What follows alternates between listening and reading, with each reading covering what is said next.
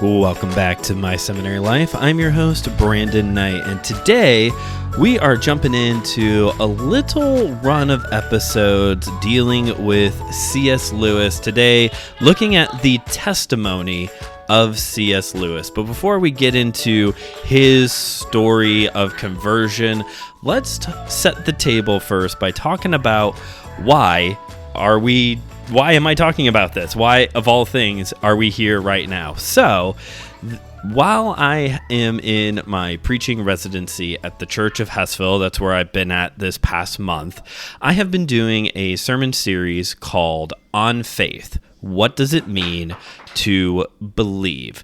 Looking at what is faith? What is it to believe in something, believe in God, believe in Jesus? And so, at the recording of this episode, there's been 2 sermons with number 3 I've been prepping throughout this week.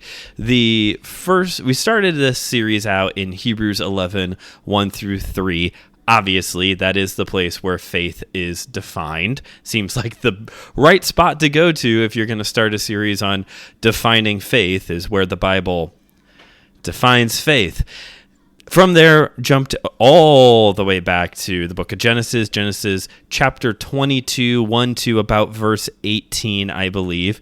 The story of when the account in the life of Abraham where he is told to go sacrifice Isaac. And this coming Sunday is going to be a sermon on Genesis 32. I can't remember the exact verse reference point, but it's Genesis 32, where Jacob wrestles with a supernatural person. And throughout this series, just kind of working it out week by week of what does it look like to believe and the different aspects of it. And as I've been doing these various preaching residencies, I'm on this started back in October, midway through October, November, December, January. This is month 4.5. I've been going for 4.5 months now. So as I've been going along, I've been trying to find specific books to read, books that would specifically relate to the sermon series. There's been like a few exceptions along the way of just kind of like books that are more on like ministry, pastoral study. I'm sure at some point I'll be reading like a homiletics, hermeneutics book at some point. But by and large, it's been trying to find something that correlates to what I am preaching on as a additional way for me to prepare for the sermon series. And I mentioned back a few months ago that I have this little book that is a collection of shorter things that C.S. Lewis wrote about grief and pain. It's not so much a book of quotes as it is a book of paragraphs. It's kind of like more like shorter reflection sections from C.S. Lewis on grief and pain. I also have one on faith. So I've been reading that book, and now we're starting to loop things together here, right? I have one on faith, and I've been reading that throughout the month as I've been preparing my sermons for this series. And it hasn't been super helpful. Not that the content hasn't been good. It's C.S. Lewis. I love C.S. Lewis. So I'm going to, it's not that the content hasn't been good. What has been collected in this book, although I am studying what it means to have faith and what it looks like to believe in something, a lot of what is in this book is more of C.S. Lewis's like apologetic, suppositional truth, presuppositional, it's a lot of that stuff, which no knock against Lewis or the people who compiled this book, because C.S. Lewis was an apologist, so that it makes sense that you would have a book of like his thoughts on this thing, so on that kind of area. This sermon series, though, is not apologetic focus. We're not trying to win arguments to prove the existence of God. We're at the very groundwork of what does faith, what does belief look like? What does it mean to believe in something? and without all of and this is how you prove the existence of God based off of Aristotle's blah blah blah, Socrates blah blah blah, like none of that stuff, just what is faith, that kind of a thing. But when you're reading a short book on C.S. Lewis, what he wrote about faith, obviously one thing that is going to come up is C.S. Lewis's testimony, as we would simply say, his conversion to believing in Jesus.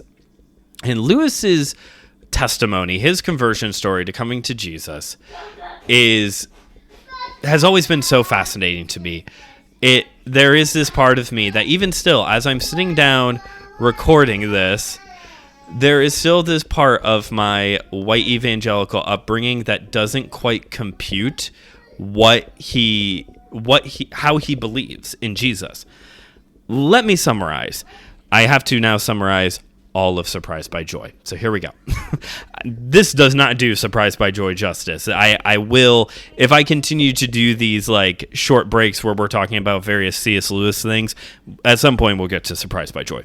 Anyway, so the short version is that C.S. Lewis grew up Catholic, but based off of a lot of trauma from his early childhood, he eventually leaves Catholicism and floats around atheism or some kind of general deism at different points in his life, which is still a plot that happens a lot for people who were raised Catholic or Protestant for that matter, and at some point become kind of like atheist or general deist kind of thing. Eventually, when he's working at Oxford and he is in the Inklings with Tolkien and others, he is challenged on his beliefs or lack thereof, depending on how you approach atheism and deism. And this is where I'm paraphrasing here, where Tolkien has his famous "What if Christianity is the true fairy tale" statement, and it does move C.S. Lewis from this like atheism to a more concrete agnostic, deistic kind of place where he can accept the fact that there is indeed a God. He himself will write that he was not at that point believing in Jesus, but he did believe in God. And it was a little while later where he had, as it is often said, his come to Jesus moment. He was leaving Oxford and was headed to the zoo. And when he got in the vehicle to leave Oxford, he did not believe in Jesus. But by the time the car trip was over, he believed. He accepted that Jesus was who he is. And as Lewis, definitely not his brand, but has been, he wasn't trying to brand himself this way, but I feel like some people have tried to use this as like a branding for C.S. Lewis. If it's not Narnia, he is the most reluctant convert. That is like the like thing that he writes that has been used to describe Lewis in biographies and other things, of he being the most reluctant convert, of just kind of surrendering to, yes, Jesus is real. Jesus is who he says he is, what the Bible testifies to, all of that. And just to kind of pull this thread all the way through, although I want to focus on the conversion part, eventually Lewis joins the Anglican Church, which kind of disrupted his friendship with Tolkien, who is a big Catholic, very devout Catholic, probably, depending on who you talk to, the only Catholic who's going to be in heaven. And I don't know what's going to happen to a lot of the church fathers and mothers, to be honest.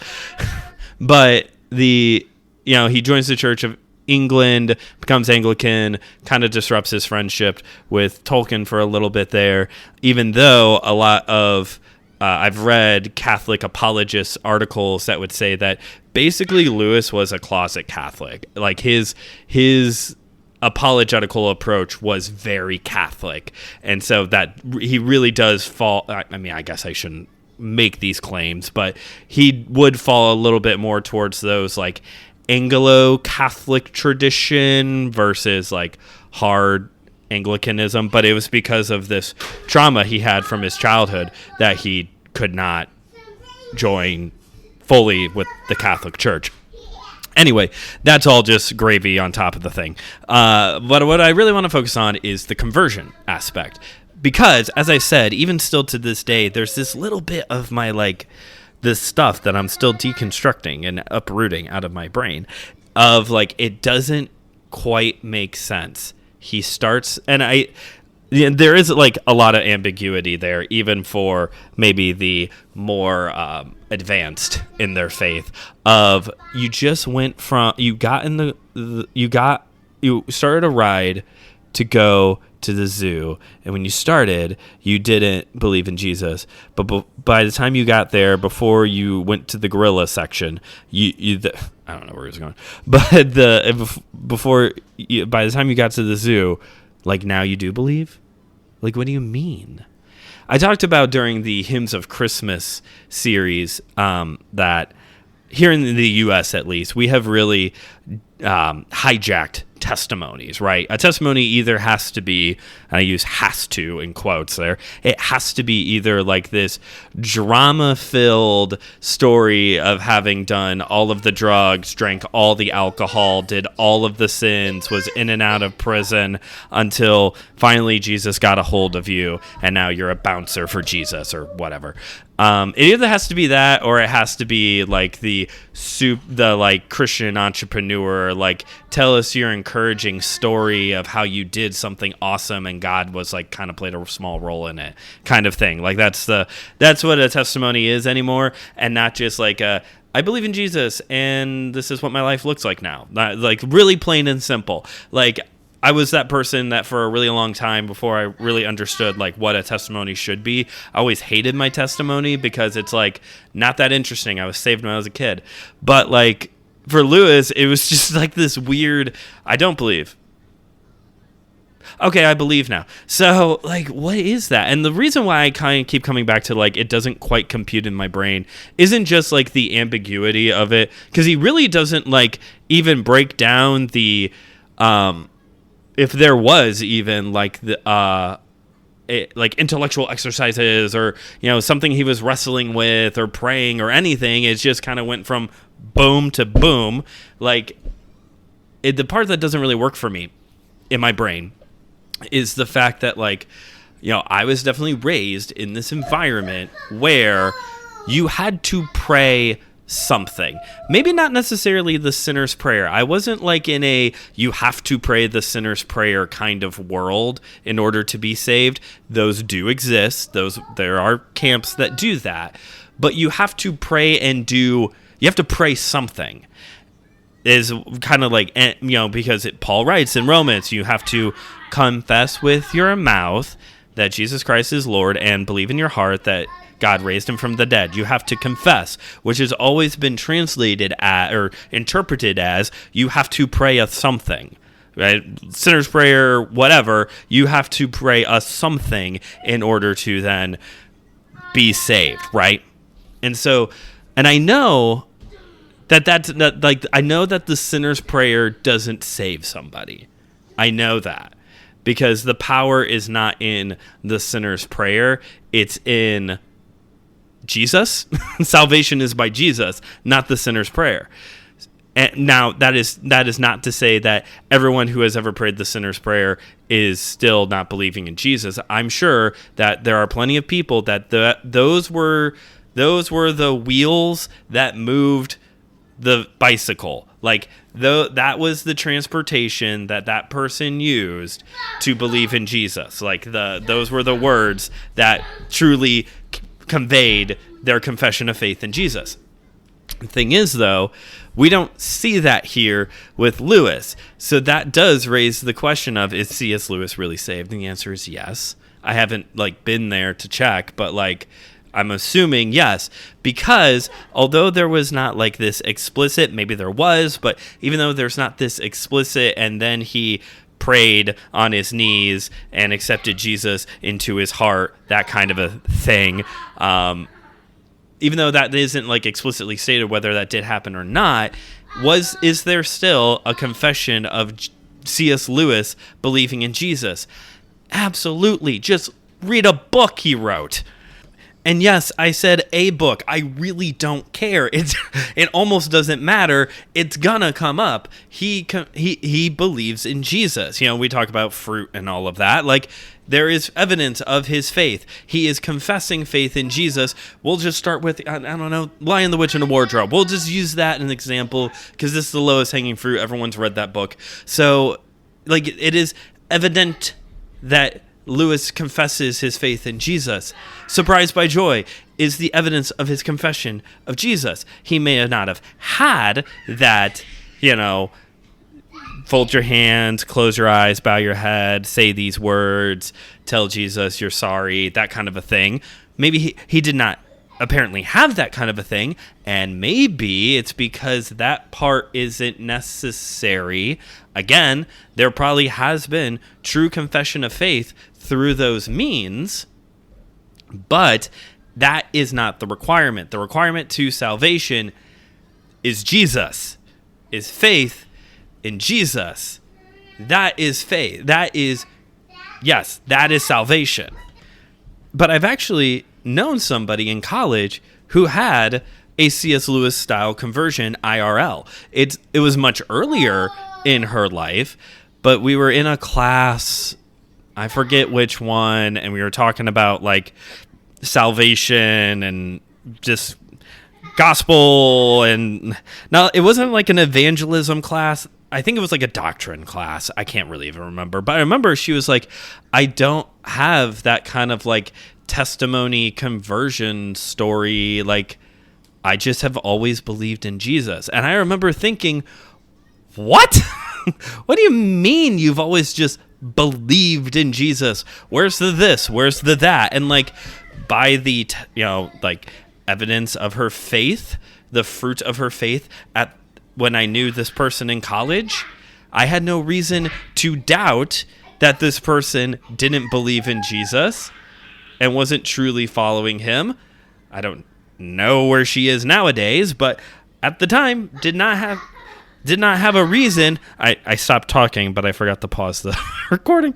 I did not have a reason to doubt this person's like faith in Jesus, but because she just had this very simple, and I believe, I have always just believed in Jesus, that I was like, that's not how that works. But like, it can be that.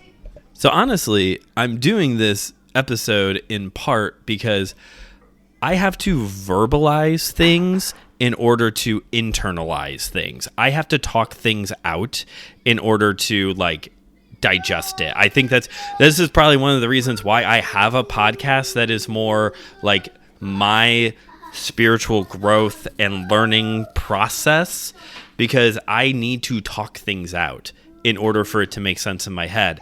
And so I'm talking about this thing so that way, hopefully, this is finally the last time where this kind of an issue, this like, what do you mean you didn't say a prayer at all? Like you just believe now? What is that? That will finally start to crumble. Because as I talked about in the sermon, that first one, looking at Hebrews 11, 1 through 3, defining that faith is the assurance of things hoped for. A lot of the sermon actually dealt with assurance. What do we put our assurance in with our faith? And I talked a little bit about the whole like sinner's prayer thing. And for certain, there are people whose salvation, their assurance of their salvation is not in Jesus, it is in the words of a prayer, right? Which is how you get into this slippery slope habit of continuing to pray that prayer over and over again, right? But the ones I really focused on in the sermon were assurance through facts, assurance through fear, and assurance through simplicity. So assurance through facts is kind of like that hyper-reformed, hyper-Calvinistic, knowing everything. Christianity is the most logical faith. There's nothing to doubt. The book of Revelation is simple. It's that you have an argument for everything, and you can pick apart and dissect other people's arguments in order to own the libs, the whole thing. But the thing is that at some point, faith stops being faith when it's just a series of facts that you know. And then there's the fear approach. And although the Bible does talk about, having a fear of the Lord is the beginning of wisdom, and there's apparently a healthy place for fear. Talked about that before here on the show. To be scared into heaven is a completely different thing. A sin, almost, really, it is a sin of the previous generations of Christianity is to really buckle down on hellfire and brimstone. That the gospel is solely about judgment and damnation, and you're going to hell, and you're a filthy wretch, and judgment houses scaring teenagers into faith so that way they don't die and go to hell, and people being scared of being left behind when Jesus comes like a thief in the night. Wink.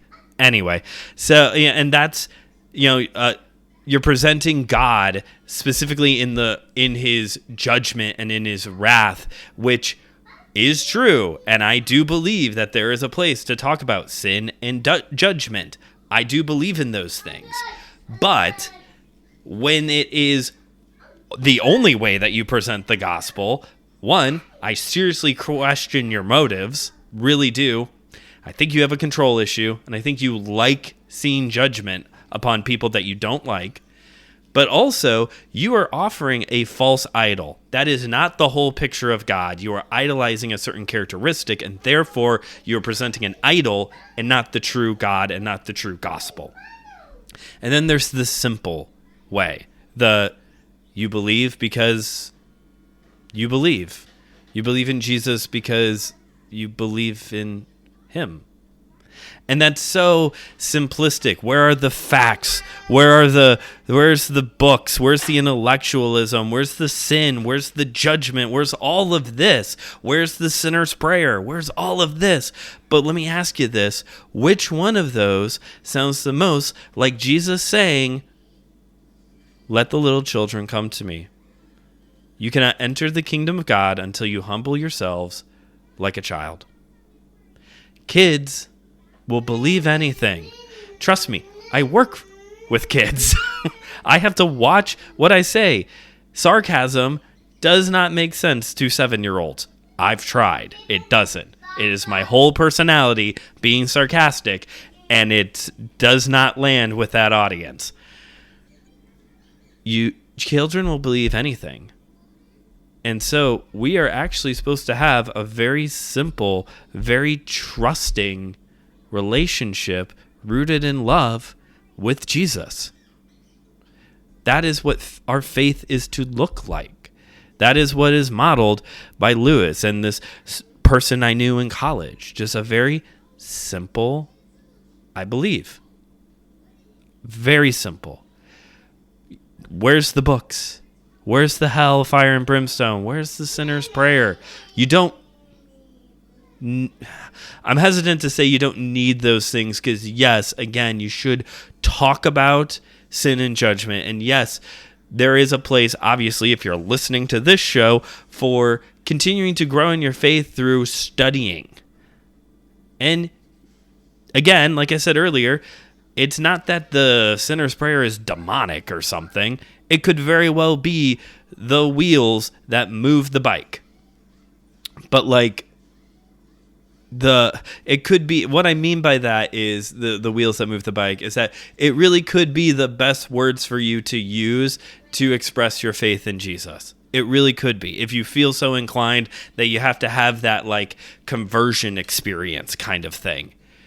But at the end of the day, it is simple. I believe in Jesus. I do. The end. For the parents out there, or those of you who frequently babysit, surely to goodness, you don't try to scare your children into loving you, right? There's people out there listening to this who have trauma over that. And for the spouses out there, or those of you who are dating people, like, you want your spouse to know something about you, but I hope you don't give them like a essay examination on if they know you well. You just want them to know you. And sometimes the best way to get to know a person is not by reading books about them, but actually by spending time with them. Just being around them. And why is that so different? Why do we treat that so differently with Jesus? Again, I know you're listening to this show and Brandon's the hey, we should be studying things. And I do think we should. But we shouldn't replace Jesus with books. Sure, it can be part of the process, but at the end of the day, you need to be in relationship with Jesus, not books.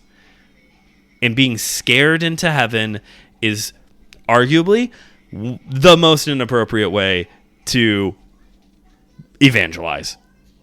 There may be worse. We can discuss that in the comments if you want, but scaring someone into believing in Jesus is incorrect. Don't do that one. And maybe if you're sitting there and this whole time you're like, actually, I really vibe with C.S. Lewis. I just kind of believed, and that's it. Good. Not because you're in line with C.S. Lewis, but because I think we've just really complicated this matter. And it should be very, very simple. Believe in Jesus. Stop putting your faith in the words of the sinner's prayer. Believe in Jesus. Stop trying to own the libs and know everything about God, because you can't. Stop trying to do that. You can't know everything about God. And even if you could, you shouldn't be doing it through books. You should be doing it through spending time with Him. Actually spending time with Him.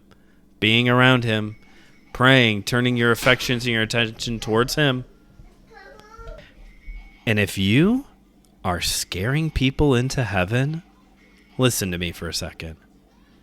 Please stop, you jerk. And that's all I have to say. That's all I have to say to you. Stop trying to manipulate people through fear to bring them into the kingdom of God. And if you were that person who was scared into believing, I'm so sorry that happened to you.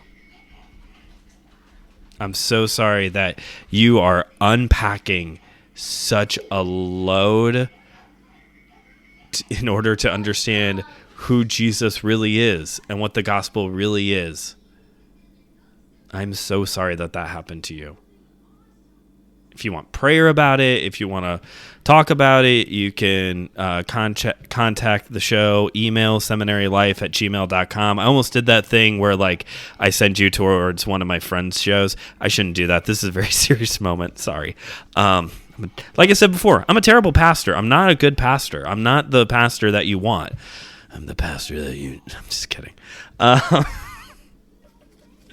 I'm not the pastor. I'm not a good American pastor. Sorry, I tried. I tried for a very long time. It just didn't work.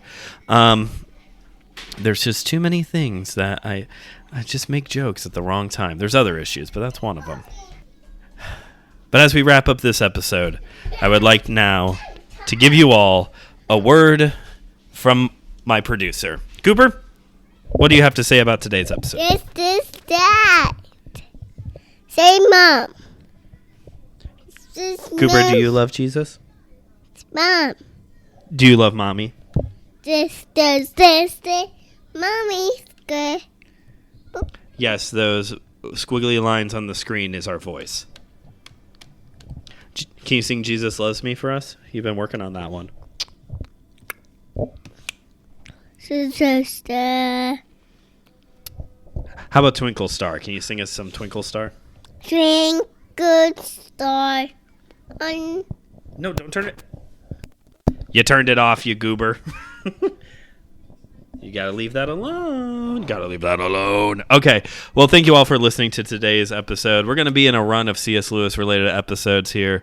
Hopefully I don't get as heated as I did in this one. C.S. Lewis should be a more refined conversation. Yes, quite. They are European. If you would like to contact the show again, email seminarylife@gmail.com. Check out the other shows here on the In Is Out Ministries podcast network, like what other shows are on here, Cooper? Whole Church Podcast, Systematic Ecology. We've got a couple new projects in the works, and also you can check out my sister show, Kung Fu Pizza Party, where wherever you get your podcasts. It's a martial art movie review show and pop culture appreciation. Just did an episode, since it was Valentine's Day yesterday, talking about the martial arts that got away from me, the ones that I was invited to train in, and he's trying to hit my keyboard now. And I was invited to train in and then decided to not to. I'm going to stand up so you can't mess with my keyboard. You're a terrible producer. I'm sorry. I'm upset. I shouldn't call you terrible. You're a very good son. I love you. Can you give me an ugga mugga? Oh, I'm going to kiss the microphone. Fair enough. All right. Thank you all for listening. Until next time, this is Brandon signing off, reminding you as always that theology is for everyone, so keep on studying.